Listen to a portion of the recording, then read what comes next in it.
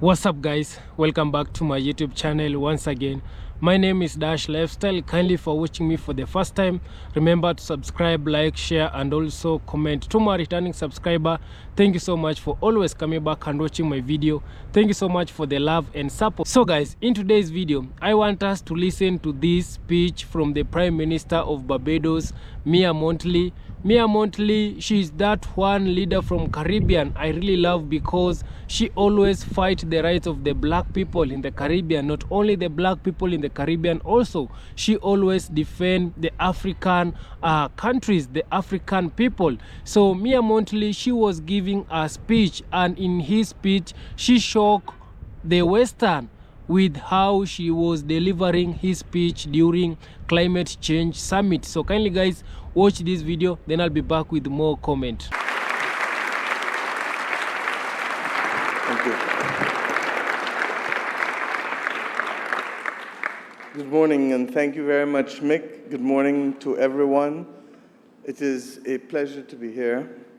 This week is like a week of trying to get the message home to everyone in the hope that people will leave here and reflect and make the decisions that will actually make a difference to the lives of people. And why? Because with every year, the situation gets more challenging. With every year, we are finding that there are circumstances that we have to deal with that we didn't have to before. I'm told the news this morning in New York is that one person died from Triple, a mosquito-borne disease. Mosquitoes are not typically associated with this type of weather. Mosquitoes are associated with warmer weather. Mosquitoes are associated in this country with Florida, not New York. And that should cause everyone in here to pause. I sat next to the governor of Arizona 2 days ago and heard that they had 100 days above 100 degrees in Phoenix. I reflected on the fact that July 22nd was the hottest day of the year. And then we ask ourselves, how long will we take to make decisions that are fundamental to building resilience? And it was only as recent as the last COP that we finally brought together the issue of climate and health. I want us to reflect on this because when the Bridgetown Initiative speaks to asking for more funding, that's not the destination. Finance is not the destination. That's just the oxygen. And it therefore means that if we're having as much difficulty in securing that finance, even though there have been some improvements, and don't get me wrong, but it means that we still have a lot of heavy lifting to do once we access that financing, because you still have to build out what it is you were planning to build out to build the resilience. And the health systems in this part of the country are just not suited to having to deal with those conditions. Now, this is New York, so you'll eventually get it right quicker and faster than most. But imagine now these set of circumstances translated into other regions of the world where they're not even being able to deal traditionally with some of the basic public health issues and some of the basic infrastructural issues that they have had to work with. We are, therefore, at an inflection point. I believe that the leadership of the financial institutions understands it. I genuinely do. And they get it, and we've seen Ajay Banga take some brave early decisions, not just on climate disaster-related clauses, but indeed on creating a new 50-year loan instrument for middle-income, small island states across boundaries, for anything that leads to cross-boundary action with respect to climate. But the definition is probably too narrow, because we don't only need cross-boundary, we need within country, because the climate crisis is hitting within country. Kristalina Georgieva at the IMF has established the Resilience and Sustainability Trust, and that is the first instrument that the fund has ever used to be able to lend to middle-income vulnerable countries within this context at a 20-year loan at concessional rates. But even when we take these things, where else they may want to go and where else we definitely need them to go, the disconnect between the ministers of finance and the heads of government is an unacceptable disconnect, particularly given the fact that we do not have the time to make the differences. So where are we going? We will reveal Bridgetown 3.0 this week, and we will launch it formally at the annual meetings. But it is effectively premised on three things. One, our ability to change the rules of the game. If there is not somebody at the table who understands the circumstances of everybody, they are likely to make mistakes, not wickedly, not intentionally, but perhaps even innocently. But small states don't have a buffer to even recover from innocent mistakes. Two, that we need to shock-proof vulnerable economies. The reality is that economies like my own, where we have walked the walk to be able to come out of the depths of being a low-income country, are immediately put at risk because of the climate crisis, either through singular events like hurricanes, and as we speak today, we wonder where and how Tropical Storm Helen will develop as a hurricane. And God knows that Cuba cannot take any more at this point in time, particularly given the regrettable and unfortunate, I almost said wicked, designation of them as an state actor of terrorism, which is curious for me since the only experience Barbados had with terrorism was when a Cubana plane was bombed and 50-something people killed off of our island. But that's another story for another day. So that you have these hurricanes threatening and hitting, and immediately the pauperization process starts because we suffer from overnight wipeout risk. A hurricane hits Florida, the rest of the United States of America goes on with its life. A hurricane hits the Bahamas or Barbados or St. Kitts or St. Vincent or Antigua, everything pauses for months. And people's lives are dislocated, as we saw, in too many examples within recent years. So shock-proofing vulnerable economies is about allowing us to be able to still recover. And that's why the natural disaster clauses are so important. And while it's been given to governments, we need now to make sure that the private sector entities with private instruments also have access to it, because invariably, private sector will also lose considerably in a hurricane. And the beauty of the natural disaster clause is that it preserves the loan contract for the benefit of both parties. It just has clear terms as to what will happen should it hit. There is no company, entity, or country that will give Barbados the equivalent of the almost 20% of GDP that we would get if we were badly hit by a serious hurricane. No one over a 2-year period. And that is the genius of that little legal clause resetting the relationship between the borrower and the lender. And then the third aspect of Bridgetown is about literally augmenting the resources that are necessary in order to be able for us to do what has to be done. And we know it. We know that we need to augment it because for every dollar spent now, we save $5 to $7 in property damage.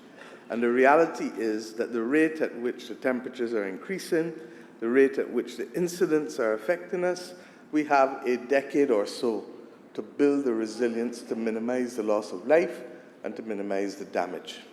It is against that backdrop that I ask us to use our influence in whatever way, in our communities and families, to bring levels of awareness and hopefully to inspire activism, because the real problem is that if we can't get ministers of finance and heads of government to agree, then we will continue with this status quo. But if the domestic populations, through activism, say, hey, we're the ones who the mosquitoes are going to be biting, we're the ones who are going to be affected by the flooding, we're the ones who are going to have to look to relocate if you don't take serious action, then maybe the penny will drop that what is needed now is consistency of action, unity of purpose, and above all else, global moral strategic leadership. We have no other planet from which we can sustain life at this point in time. And it is against that backdrop, therefore, that speech after speech, event after event, we will continue going because the consequences are potentially too dread. But we have already seen what intervention can do and the difference it can make with the initiatives that have been put before us by the banks already. It is up to us now, however, to recognize that let it not be said that we did too little, too late, and too much was lost. I thank you. Guys, I hope you have listened to that speech from the Prime Minister of Barbados, Mia Mottley. Mia Mottley, she's that one of the Caribbean leader that she always fight the rights of the black people, and also she's that one leader in the Caribbean always want to unite all Caribbean leaders, and also she always fight the rights of the black Africa for the rights of the African people. She always defend Africa. So Mia Mottley, she's that one leader who love to see black people progressing. And also guys, Mia Mottley, she has shocked the Western people simply by delivering his speech, by telling the Caribbean leaders to be ready when they have a problem with the climate change, simply because the major problem which it is affecting some of the Caribbean country, it is the climate change. And one of the climate change, it is about let me talk about Hurricane Beryl. We have seen what Hurricane Beryl did to some of the Caribbean country. Some of the Caribbean country up to date, they are still struggling for what Hurricane Beryl did. Like for example, in Jamaica, some of the places whereby Hurricane Beryl hit in Jamaica, they are still trying to recover. A lot of property, a lot of houses, they were destroyed, a lot of property, they were destroyed. And also some people lost their beloved one because of Hurricane Beryl. And that's why Mia Mottley, she's telling some of the Caribbean leaders to be ready when they have this disaster like Hurricane Beryl, because in this Western country they are always ready. And Western country, they have come together so they will support each other. But when it comes to the disaster, to some of the countries in the Caribbean, they are not ready. Some of the people, they are the government, they are not ready to compensate or to help people who they are experiencing this disaster, because some of the country in the Caribbean, they learn a lot when Hurricane Beryl hit in their country. And this is to tell you that Mia Mottley, she's urging a lot of Caribbean leaders to come together and work together. And you know, some of the Western people, they are not happy to see how Mia Mottley, she is trying to unite some of the Caribbean leaders, because these people, they don't want to see some of the Caribbean leaders to come together. Not only the Caribbean people, they don't want to see black people coming together because they fear in black people. So when Mia Mottley, she is trying to urge the Caribbean leaders to come together, the West, they are shocked. They are seeing her as a not leader who is trying to work according to how Western people they want. Because when we have some disasters in some of the African country or in some of the Caribbean country, the people who they really want to help, it is the Western people. They will always be the first people to come and help, simply because they want to be seen as helpful people. They want to be seen as the powerful and strong people. They always want to be on top, and that's why they really want to see some country of the Caribbean solving their own problem. And that's why Mia Mottley, she shocked these Western people by telling the Caribbean leaders to come together and be ready to work when they have disaster or during this climate change. Not only in the Caribbean they are experiencing this climate change, also in some countries in the Africa we always experience like drought. There's a season where the African country we have drought, a lot of animals, it is dying.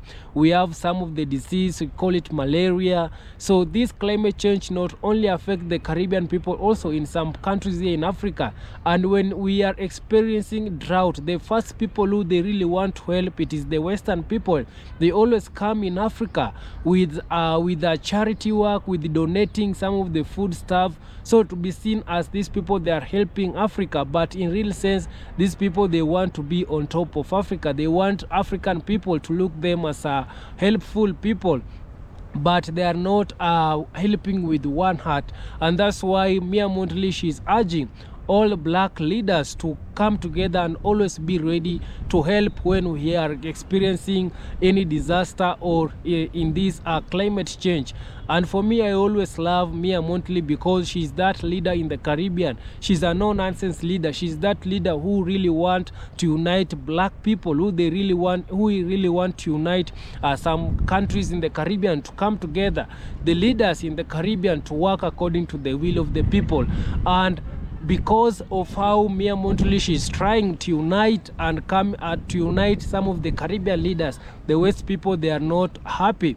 And for me, I really love Mia Mottley because she's that leader that she will tell you she will shut down the West if they are doing wrong thing in the Caribbean. She's that leader who she's not a puppet leader, who she's not a corrupt leader. She's that leader who she's willing to work according to the will of the people. And that's why a lot of Caribbean people, they really love Mia Mottley. So in this climate change, she has really decided to open up some of the challenges that the Caribbean people they are facing. And it is now the right time the Caribbean people to know that they are on their own. You can see what happened during the Hurricane Beryl. There's no people, the Western people, they didn't care about how people they were being affected during the Hurricane Beryl. So this proves that the Caribbean country, they need to help each other, they need to come together. So kindly guys, subscribe. So kindly guys, subscribe if you haven't, like this video, share and also comment. See you on my next one. Bye bye.